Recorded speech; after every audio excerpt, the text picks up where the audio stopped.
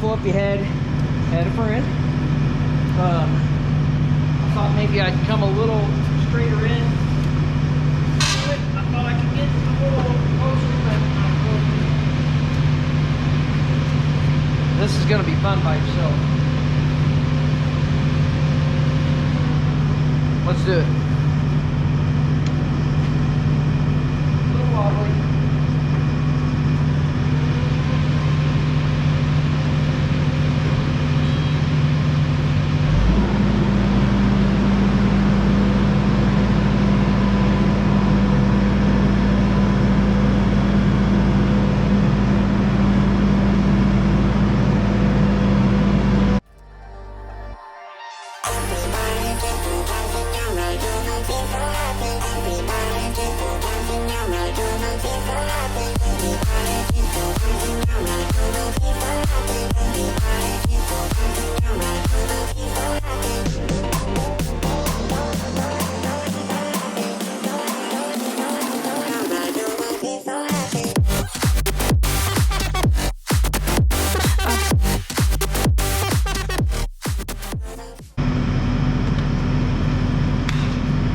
Let me show you guys. There were the brackets here holding the radiator, and then there were a couple bolts there for this heat shield, and then I loosened the bolt for that fuel line. It was back underneath there, so this would move. So let's see if we can get her to slide in there now.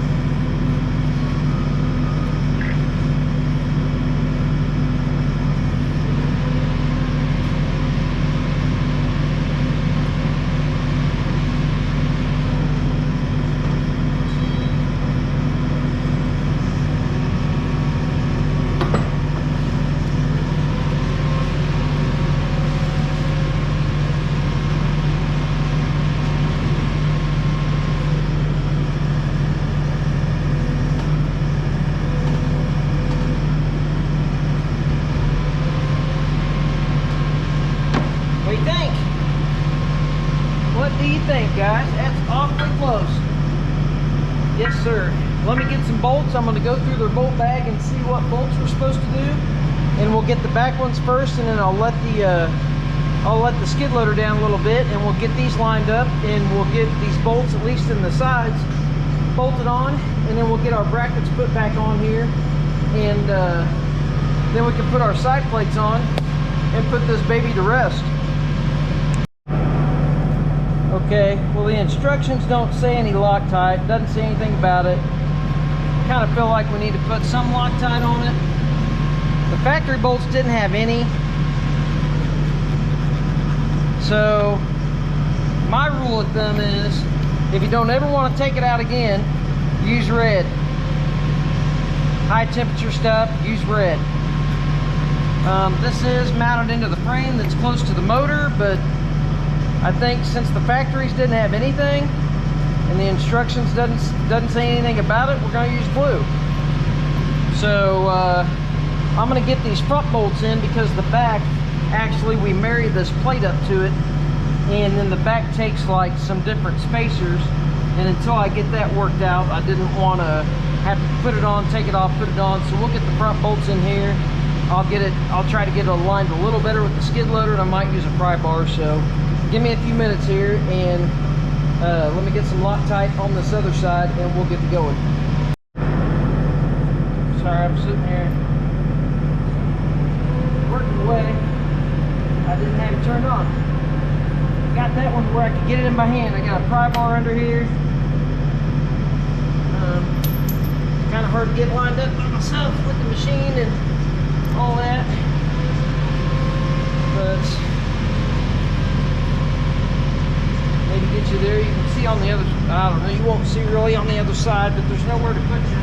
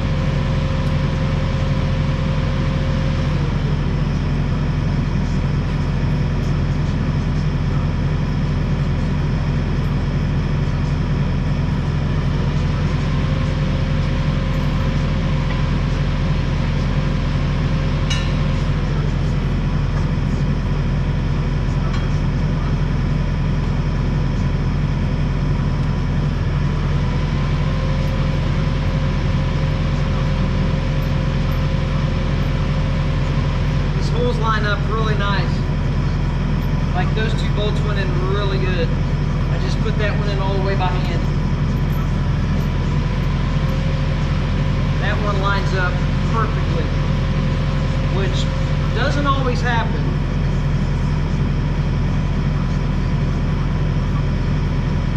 Ran those two down by hand all the way to the washer.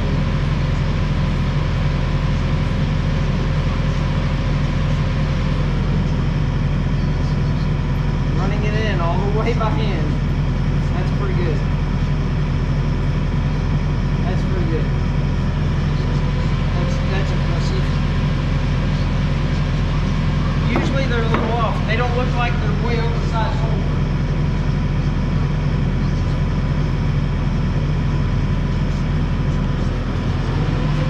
My wife, she was just out here waiting at me.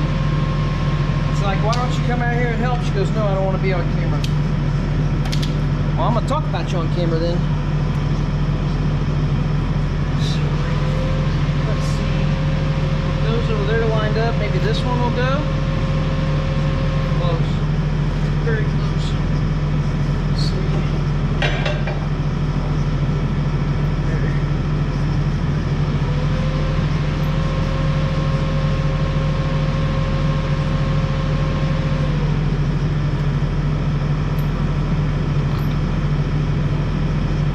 And I don't want you to think that this didn't come with instructions.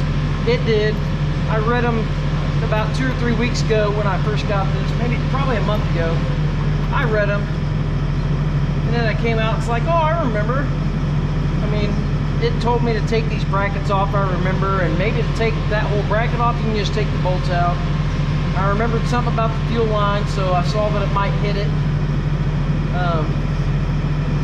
Anyways, so don't think that they don't have instructions. They do.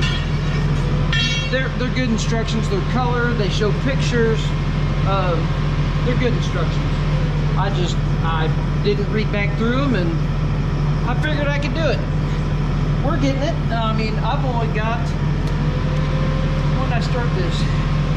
3:30. I don't even have 2 hours in it yet. I mean, we have the loader brackets off, and this is sitting on the machine, and it's bolted on, and I'm doing it by myself. If you had help with this, you know, another guy to, you know, you could put a jack underneath here or something. I just had to move it with the skid loader. I figured, you know, we'll just do this and I'll put it on with the skid loader. So hose is clear. Okay, well, I'm gonna get this pallet out of the way, and we're gonna get these rear brackets on. The brackets go up here, spins around, it kind of goes down and around, and then it's got like a multitude of spacers to space it off the frame back here. So let me get this pallet out of the way, and I'll get this machine shut off, and then we'll get that bracket in. Well, we're halfway through. I just got this bolted on, or well, they're loose. I left them to where just in case we have to finagle it a little bit to get the back brackets on.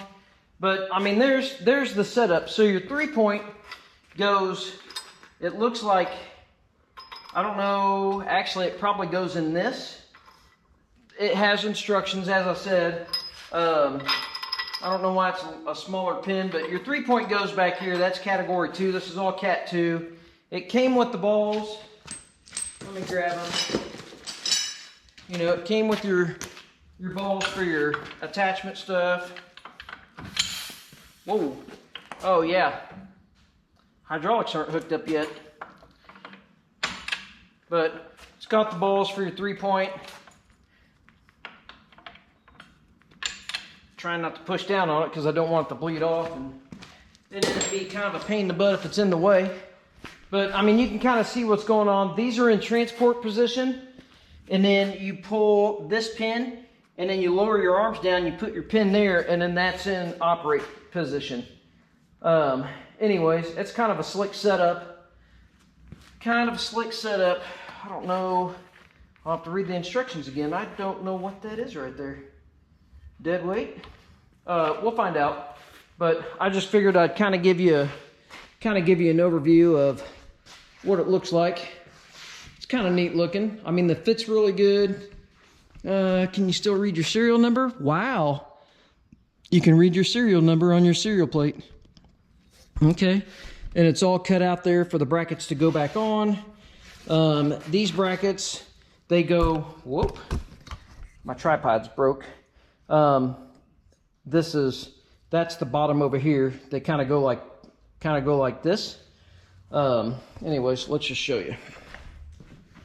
Let's show you in here if I can get in here. Still have room to do something and show you guys. It's got a bunch of spacers. Well, not a bunch. It has spacers that go back here where the back loader arms go, but this goes back into here like that. So this will bolt. This shares the bolts that bolt this front portion on. So that's why I figured I'd wait and I'd get the front on, and in that way we can put this back over there. It looks like we have the 2 bolts that held it on. We can put them back in and it holds it there, and then it actually shares these 2 bolts with the mount, and then this bolt has a big hole in the bracket right there to where you can put that bolt in. So that's kind of nice. So at least that way we could get this bolt in. I'm sure the instruction says that. We could get that bolt in, and then we could bolt everything else up to it with the front assembly on. All right, well there it is. These 2 bolts just bolt this bracket to this bracket, and then this is a through bolt. I guess they do that so you can bolt the front half on. I wouldn't have had a problem getting them lined up, I don't think, because you've got a big lever there. You could literally put these 2 in, kind of move it around, but it's okay. I mean, that makes it nice. If I would have known, I probably would have done that. And I'm sure it's in the instructions like I keep saying, but you can see back there, I can't tell. You could probably tell better than I can. I'd assume it's gonna line up. It almost looks like it will not line up from where I'm at, but everything's bolted in place. Not unless this arm's supposed to go over there and that arm's over here, but I wouldn't think so. I would think they're bolted in the right place. I mean, it looks like that one seems to be lining up. There's a fuel line right here that just barely touches, and I think I'm just gonna put some covering on it. I might just pull this, I'll pull this clip here, and I'll pull that line there. I don't know, that might just be a return. These are your pressures, or it might just be a vent, something, I don't know, but it's gonna rub through on this back here in this corner. So I've got some of the jacket that you put on like a hydraulic line. So I'm just gonna take this loose, and I'll get this weird, crazy little zip tie clamp kind of wild thing. I'll slide the hose out of it or something, because I don't know if you can take that apart. Maybe you can't. Some kind of flip-flop. We'll just leave it on there. I'll slide the hose out of it, and I'll slide some covering on it and get it around that curve and put it back in there and put it back together. This all looks like it's going to clear good. Your fuel lines, the clamp is up against it, but the fuel line doesn't look like it's going to be affected. Everything's fine.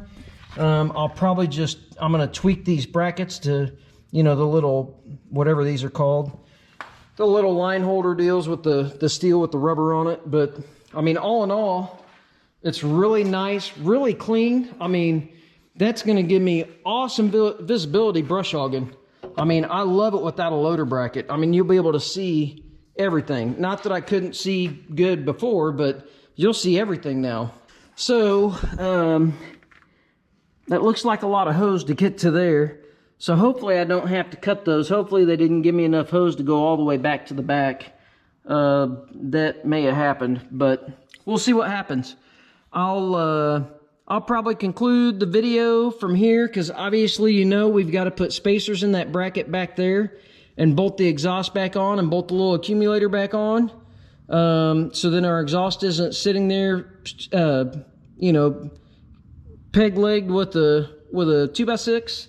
And then we've got to put these brackets back on for the radiator. Like I said, I've been in this for 2 hours. That's filming, that's moving the camera, that's fighting it by myself and everything else. In 2 hours, and this is on. I mean, and it fits really good, guys. I might make a short video of just finishing up the Zuidberg. So here's mounting a Zuidberg front 3-point hitch on a John Deere 5075E. It's getting close to dinner time. I think my wife's gonna have me make some steaks. I'm gonna have to clean up. But I'm gonna try to finish this up while I'm grilling some steaks or something, whatever we're gonna do. So I hope you guys enjoyed the video. I hope this helps. I didn't see a single video on this setup. I haven't seen a single tractor besides a manufacturer video with this setup. So I'm kind of hoping to change that for you guys. I really think it's a good option. If you push snow with your tractor and you really don't care to have a loader sitting around, or you don't feel safe pushing with the loader because it's hard on the tractor. As you can see, with loading this through that chassis like that, it hits, you know, the 2 points, the 2 main points of the loader, but then it ties in the front of the tractor. It just, and then you're loading it through the tractor instead of loading it on that big lever. I mean, just think about how I was using the breaker bar to get these bolts loose. Same thing, same principle. The longer your lever, the more force. So if you're using it up here, and that, I mean, those are, what, 2.5 foot, those are 30 inches tall, 2.5 foot tall probably. Maybe a little taller than that, to be honest with you. They might be close to 32, 36 inches tall. That's an incredible amount of force here. To me, I'm not an engineer. I started to go to school for engineer, but I'm not an engineer. Loading it this way is going to be way better. And like I said, obviously you're loading it here, and there is a slight lever, but it's nowhere near as tall as those arms. We've got 8 or 10 inches of force there that's transferring through the entire tractor straight, and we've got that coming up a big arc on a loader with your force there being applied up all the way, and then you're loading right in here 2 or 3 foot up from the tractor. To me, it's a better setup. So we'll see though. It may not work worth a damn. And I might have wasted, you know, as much as I could have put a loader on the tractor. I hope not. Please like and subscribe. If you enjoyed these videos, let me know. If you have any questions about this, honestly guys, I'm not going to use it until winter time. Okay, well, this is what I came up with this. It shows putting the big spacer here. It is the tallest spacer you have. And then I put these 2 spacers. Let's check and see if they're loose. I put those 2 spacers in there.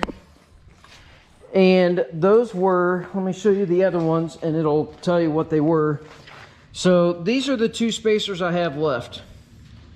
They're the biggest around, and I believe they're the thinnest. These all over here were about the same size diameter. These 2 were shorter than this one. So this one goes up here on your exhaust bracket, and you can see the exhaust bracket from up here. It looks really parallel, so I think that's the correct setup. It's just so hard to see in there. It looks pretty parallel. I mean, it looks kind of catawampus because of that thing sitting there, the accumulator, but if you kind of look at it with the cab glass and stuff there, the reveal, it all looks pretty parallel. So I think that's spaced out relatively well right there. I don't have none of these tightened yet. Just making sure, we'll make sure these are our bolts for this thing, and these are the bushings for this thing. And it shows, you know, it shows a picture of them. So where'd it go? That did when I looked at it. I was like, my gosh, that's very substantial. See, it shows those big giant bushings. This is what they call a torque tube, and it goes in between the lift arms.